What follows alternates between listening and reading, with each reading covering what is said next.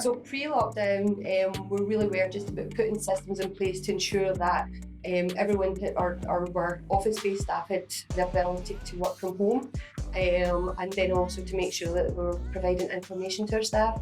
Post-lockdown, we've done a lot of work during lockdown, and we had to move quite quickly, and so obtaining hand sanitizer, getting the signage done. We'd had a lot of Zoom meetings to establish protocols, so we're very well prepared, and as soon as lockdown finished, we were back on sites with appropriate safety procedures. Basically, the company just set everybody up for working from home, and we, from a project manager side of view, we had to get the sites ready to close down. Project managers really had quite a big job of making sure that the social distancing was followed on site. So that just kind of involved scheduling the jobs out more to, adding extra days in to fit less people on site. During would have to be, we ended up having between a general manager and the foremans of micro homes, a couple of Zoom meetings, just discussing COVID and what we're going to do, how we're going to go about, just controlling trades on site, that sort of thing. So they got a whole heap of signs made up that we stuck on all our fences, and we just had an app on our phones where we just signed in from site to site, that sort of thing. When we got to stage 3 and we were allowed to open our sites, we were already well advanced in our plans and processes to open those sites. Our signs had already been made. We had hand sanitizer stations. We'd already put QR codes in place. But over and above all that, we'd been in contact with our staff. We'd been in contact with all our subcontractors. We'd advised them of the processes, and we dealt with a lot of those questions and uncertainties. Initially, it was quite sort of intimidating, because we had this new hazard and risk that we had to try and sort of create controls against. But as we worked our way through our protocols and things like that, it actually, in the end up, when we got all our sites operational, it was a massive sense of achievement. Prior to lockdown, I guess health and safety is looked on as an aspirational thing. We're always trying to get better. We're looking at ways to improve.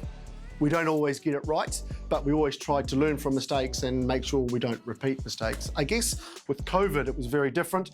We couldn't make mistakes. We had to get this right, and we had to be very focused and very considered around the outcome so that no one was going to be affected from COVID by accessing our sites.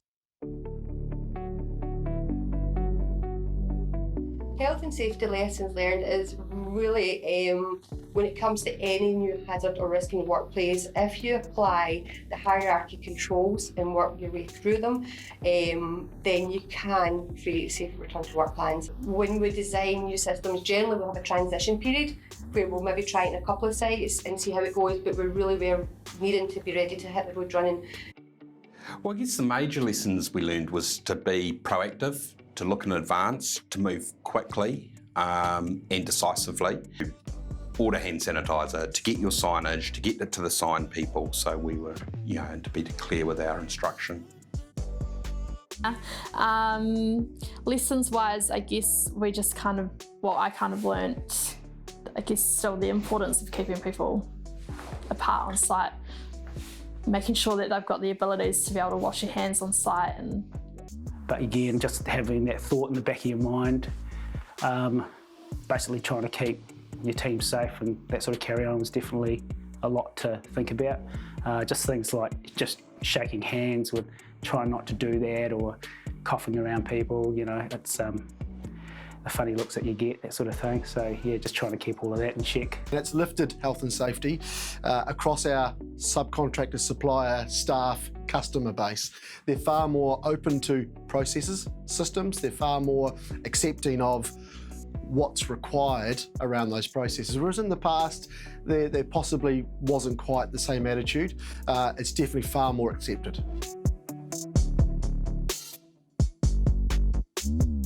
We introduced controls like secure scanners. We're trying to have our our sites as paperless as possible. Also our close contact tracing ability, etc. So yes, the new normal is better, and actually we put the questions out to the branches, like what is working, what's not working for your sites, and generally coming back, the information we got back was most of the controls are working. The new normal is a better normal, actually. Obviously, it's the same as the old, but with a lot more hand washing. I guess to be able to work remotely so successfully has been great for the organisation, and also it does mean that when staff are sick, for instance, they don't have to take sick leave. They just, if they're not, very ill, they can work from home, and it works absolutely fine. So, yes, I think the new normal is good. Personally, I think it's better being able to sign in electronically.